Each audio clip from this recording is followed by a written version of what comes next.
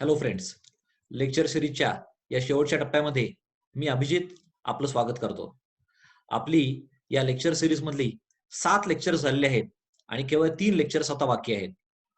Lecture number 8 आणि 9 आहे financial स्टेटमेंटशी related आणि लेक्चर नंबर 10 आहे ओव्हरऑल अंडरस्टँडिंग ऑफ अकाउंटिंग आणि आपण एक केस स्टडी पण बघूया. सो स्टार्ट करूया आपल्या लेक्चर नंबर 8 ला. आपल्या नेहमीच्या प्रथेप्रमाणे आपलं हे लेक्चर सुरुवात करण्यापूर्वी आपण बघूया revision of the previous lecture. काय होतं लास्ट लेक्चर मध्ये? Yes, we have learn about the trial balance. What is trial balance? Trial balance is a list of all ledger account balances. Okay, what is the feature of trial balance? Trial balance is a list or a statement. It is not an account. So it is not for a particular period, but it is on a particular date. Trial balance as on a particular date. The format of trial balance. We have learned two formats. In one format, there were 3 columns: particulars, debit balances, credit balances.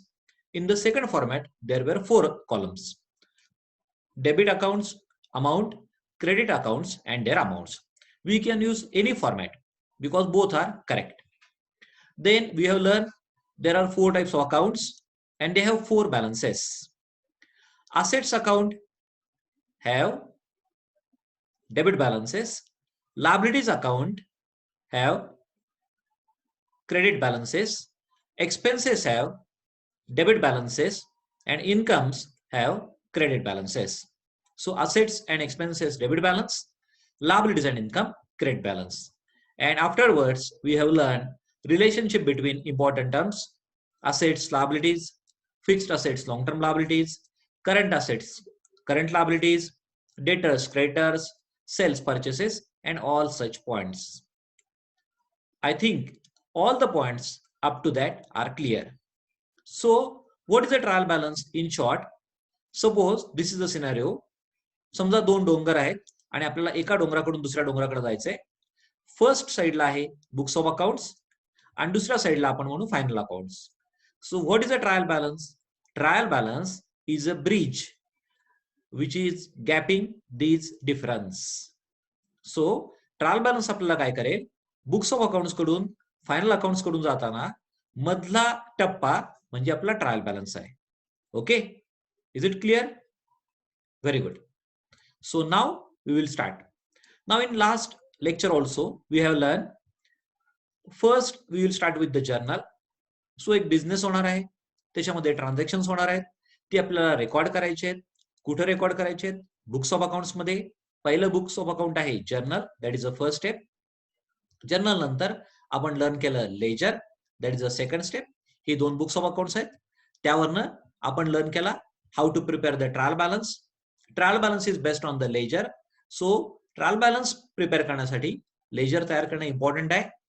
आणि आता trial balance वरून आपण final स्टेपला जाणार आहे, financial अकाउंटिंगच्या, to prepare the financial statements.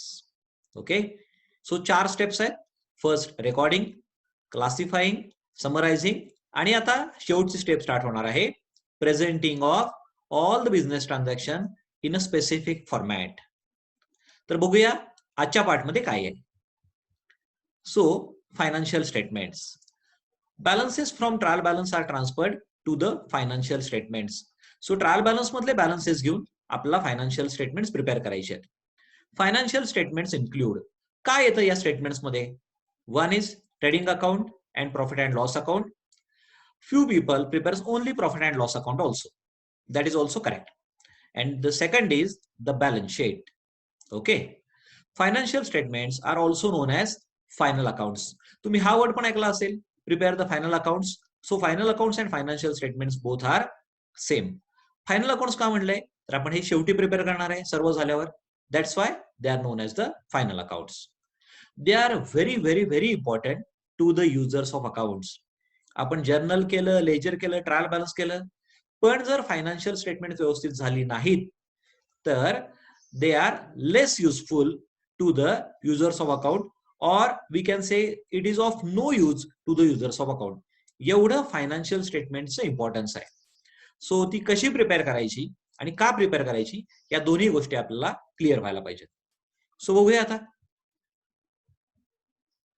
Okay, who are the users of accounts, कोणासाठी prepare करायचे आहेत हे फर्स्ट बघूया. So users of account might be generally owners, partners और शेअर होल्डर्स. हे बेसिकली ओनर कॅटेगरीमध्ये येणार, ज्यांना बिझनेसचा प्रॉफिट माहित असायला पाहिजे, बिझनेस कसा चाललाय ते माहित असायला पाहिजे, बिझनेसची फायनान्शियल पोझिशन माहित पाहिजे. सेकंड, कोणासाठी इम्पॉर्टंट असतील तर debtors and creditors. Debtors are our credit customers and creditors are our credit suppliers. Then management and employees. This category is very much important because they are going to decide their task, their job, their work, even their career based on how our business is performing. Then next is government and other government organization. आता question असेल की government काय आहे. So basic purpose to know the taxes. And second, government want to prepare a policy. Policy is based on what is the financial position or what is the profit earning capacity of the businesses in the country. So business कसे चाललेत या बेसवर government आपली policy ठरवणार आहे. Then who is going to fund the fund a business? Bankers or the lenders. Okay, we can call them NBFC, non-banking financial corporations also. Okay, every business, or we can say most of the business, have their bank account. And then last but not the least is the general public. General public काय interested असेल, जसा business grow होईल तसं त्या एरियाचं आणि त्या एरियामध्ये राहणाऱ्या पब्लिकचं स्टँडर्ड ऑफ लिव्हिंग पण इम्प्रूव्ह होणार आहे. So general public is also interested in the books of accounts, or we can say performance of the business. So these are the users of accounts. Clear? So बघा, बरेच लोक आपल्या financial स्टेटमेंट्सवर dependent आहेत. Financial statements बघून, understand करून, learn करून ते डिसिजन्स घेणार आहेत. So preparing financial statements in the best possible way is very important for decision making. Then now we will start with the first part, that is trading account and profit and loss account. In that we will learn the trading account. Now as the name suggests, trading account is useful for the traders. Trading activity मध्ये काय येणार आहे? Buying and selling of goods. Manufacturing असेल तरी trading करायला लागेल, trading business असेल तरी ट्रेडिंग अकाउंट करायला लागेल, आणि सर्व्हिस सेक्टर असेल तर तिथे ट्रेडिंग अकाउंट येणार नाही. सो जिथे गुड्स आहेत तिथे आपल्याला ट्रेडिंग अकाउंट प्रिपेअर करायला लागेल. Okay, trading account is a nominal account. Both trading account and profit and loss account are nominal accounts. So trial balance मधले सर्व nominal account चे balances आपण trading profit and loss account ला transfer करणार आणि ती nominal accounts आपण close करणार आहे. Okay, then it is prepared on the basis of direct expenses and direct income. Basically दोन पॉइंट्स लक्षात ठेवा. ट्रेडिंग मध्ये दोन आहेत इम्पॉर्टंट. एक आहे परचेस ऑफ गुड्स, सेकंड आहे सेल ऑफ गुड्स. या दोघांच्या मधून जनरेट होणार आहे ओपनिंग स्टॉक आणि closing stock. Expenses related to purchase are treated as a direct expenses, ते पण आपण ट्रेडिंग अकाउंट मध्ये घेणार. Rest of the expenses we will consider in the profit and loss account. काय काय झालं? Purchase of goods, sale of goods, opening stock, closing stock. Expenses related to purchase are treated as a direct expenses.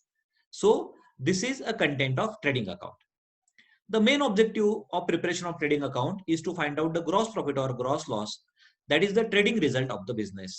Trading account आपल्याला काय देईल? Gross profit. म्हणजे आपण एवढ्या एवढ्या अमाऊंटला सेल केलाय, एवढे परचेस आहेत, एवढे परचेस रिलेटेड एक्सपेन्स आहे, आणि एवढा ग्रॉस प्रॉफिट आपल्याकडे शिल्लक राहिलेला आहे. Now so the equation of gross profit is equal to sales minus cost of goods sold. In short, the short form is COGS. What is COGS?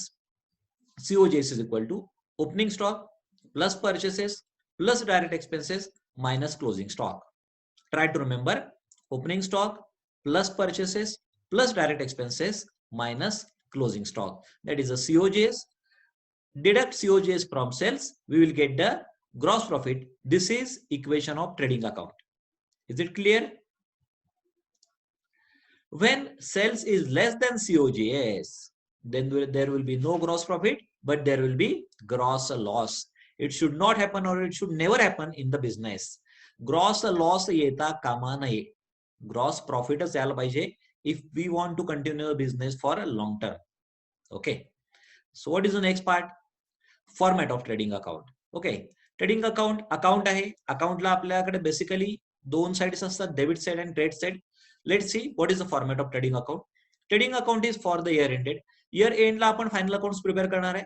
So wording is trading account for the year ended for the previous year 31st March 2020.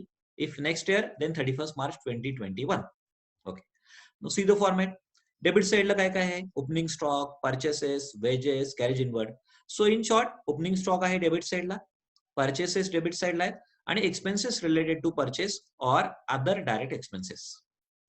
Credit साइडला काय आहे? Credit साइडला आहे sales. R I means return inward. Do you remember return inward म्हणजे sales return. Closing stock आहे आणि जर goods are going out by any way then it is recorded on the credit side. So debit साइडला आपल्याकडे असणारे goods, येणारे goods, त्यांच्याशी related expenses. Credit साइडला आपल्याकडे शिल्लक राहिलेले गुड्स, आपल्याकडून बाहेर जाणारे goods. Okay, this is a format of trading account. And what is the balancing figure? Balancing figure is the gross profit. Clear? Trading account मध्ये काय येणार आहे? ट्रायल बॅलन्स मधून हे सर्व आयटम्स ट्रेडिंग अकाउंटला आपण ट्रान्सफर करायचे आहेत. Okay, now profit and loss account. Very, very, very important account in the total accounts of the business. It is prepared to ascertain net profit or net loss. मी आधी सांगितल्याप्रमाणे काही businesses trading account prepare करत नाहीत, ते फक्त single profit and loss account prepare करतात. It is a nominal account and prepared on the basis of all other income and expenses. Generally they are indirect. का? कारण की डायरेक्ट आपण trading account मध्ये कव्हर केलेले आहेत. सो राहिलेले सर्व इन्कम अँड एक्सपेन्सेस हे आपण प्रॉफिट अँड लॉस अकाउंट मध्ये कव्हर करणार. दीज आर रिलेटेड टू, कशाशी रिलेटेड असतील मग? Office, administration, selling and distribution, financial expenses. Okay, so ह्या सर्वशी related expenses which are indirect in nature are covered in the profit and loss account. It is most important account in the business as I have stated earlier. It is also known as, याचं दुसरं नाव काय बघा? याचं दुसरं नाव आहे income statement. Okay, net प्रॉफिटला net income असं पण म्हणतात.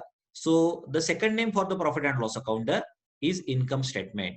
Okay, now the format of profit and loss account. Okay, what is the format? So it is similar to the trading account. Profit and loss account for the year ended. ज्या year ended साठी आपण trading account prepare करतोय त्याच्या पुढचाच part म्हणजे profit and loss account आहे. Okay, so what is the format? आपण credit side पासून स्टार्ट करू, जिथं आहे by gross profit brought down. कुठून आलाय हा? ट्रेडिंग अकाउंट मधून. ट्रेडिंग अकाउंटला होता आपला to gross profit carried down. Okay, credit साइडला आहेत आपले सर्व other incomes, generally they are indirect.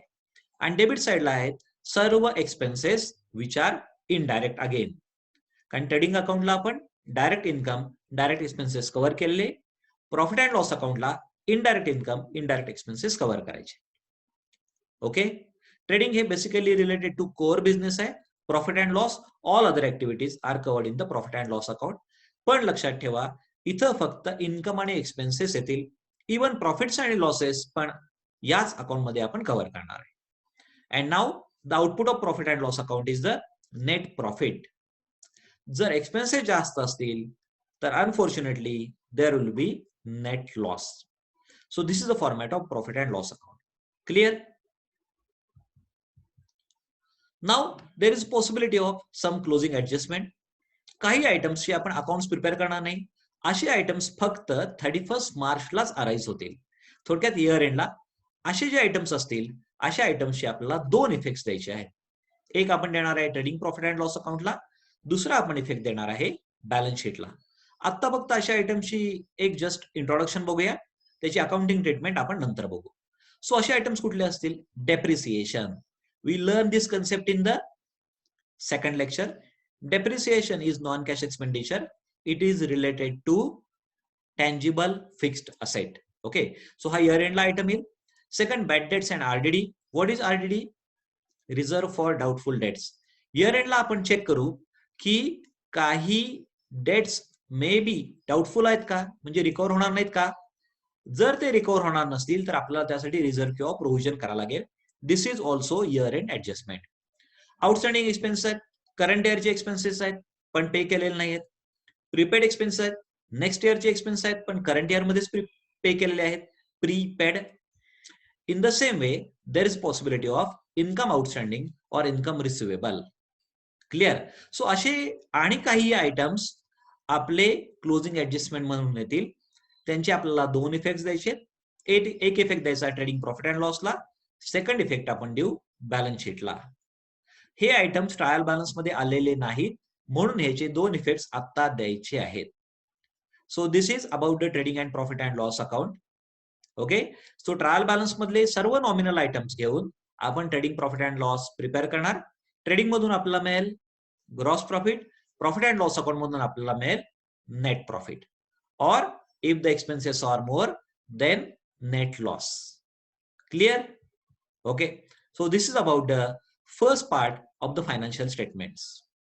Most probably तुम्हाला सर्वांना समजलं असेल. जर काही डाऊट असेल तर सर्व लेक्चर्स परत एकदा चेक करा, आणि तरी पण जर डाऊट काही क्लिअर झाले नाही then you can contact us on the given email ID or the given phone number. Okay. So last part of the lecture. आज मी कोट करतोय Bill Gates. If you born poor it's not your mistake, but if you die poor it's your mistake. आपण कुठं कसे कधी जन्माला येतो हे आपल्याला काय सांगता येत नाही, पण आपण आपलं आयुष्य कसं जगणार आहे आणि आपली डेथच्या आधी आपली सिच्युएशन काय असणार आहे हे मात्र आपण ठरवू शकतो, आणि त्यासाठी सगळ्यात महत्वाचं आहे hard work. So let's keep on working, keep on learning. It will give you a lot of earning. Okay. So thank you very much for watching this video. Take care and my best wishes to all of you. Be healthy, be wealthy, and be happy. Thank you.